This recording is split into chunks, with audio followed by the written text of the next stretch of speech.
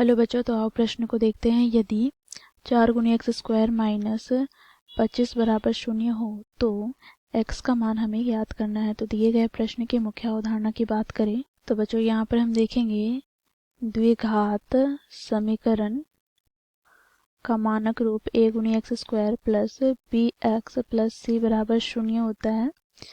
तो बच्चों देखो, यहाँ पर हम इसके यदि मूल की बात करें तो बच्चों इसे हम द्विघाती सूत्र से ज्ञात करते हैं। तो x बराबर क्या होता है, तो देखो यहाँ पर minus b plus minus under root b square minus 4 गुनी ए सी बटे में 2 गुनी ए। यहाँ पर बच्चों a क्या है, तो a एक्स स्क्वायर का गुणांक है। बच्चों यहाँ पर b क्या है, तो b x का गुणांक है। बच्चों यहाँ पर c क्या है, तो अचर पद है। तो इस मुख्य अवधारणा की सहायता से हम दिए गए प्रश्न को हल करेंगे।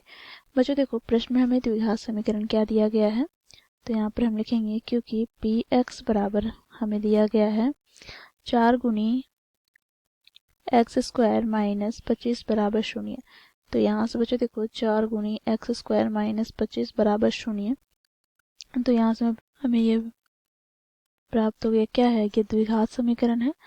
अब बच्चों देखो, यहाँ पर इसके हम मूल ज्ञात करेंगे तो इसके लिए बच्चों हम द्विघाती सूत्र का प्रयोग करेंगे।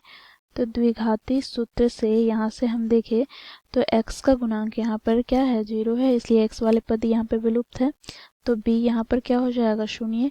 a की बात करें तो एक्स स्क्वायर का गुणांक क्या है, तो 4, तथा बच्चों यहाँ पर हम अचर पद की बात करें तो अचर पद क्या है, तो -25। ठीक है।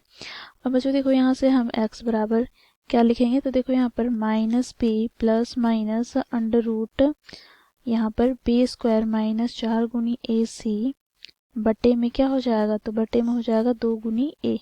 अब बच्चों यहाँ पर हम मान रखेंगे तो यहाँ से हमें प्राप्त क्या हो जाएगा, तो b का मान 0 है, तो यहाँ से -0 अर्थात यहाँ पर हम 0 ही लिखेंगे। ठीक है। तो x बराबर हो जाएगा प्लस माइनस यहाँ पर अंडर रूट, बच्चों देखो बी स्क्वायर अर्थात 0 का स्क्वायर 0 होगा, और माइनस 4 गुनी a का मान क्या है, तो 4 गुनी c का मान क्या है, तो -25, और बटे में यहाँ पर क्या है, तो देखो 2 गुनी a अर्थात 4। ठीक है। तो यहाँ से हमें प्राप्त क्या हो गया, तो प्लस माइनस यहाँ से बच्चों देखो अंडर रूट क्या हो जाएगा, तो माइनस को माइनस से गुना करेंगे तो प्लस। तो यहाँ पे बच्चों देखो 25 चौके 100, और 100 को हम 4 से गुना करेंगे तो 400।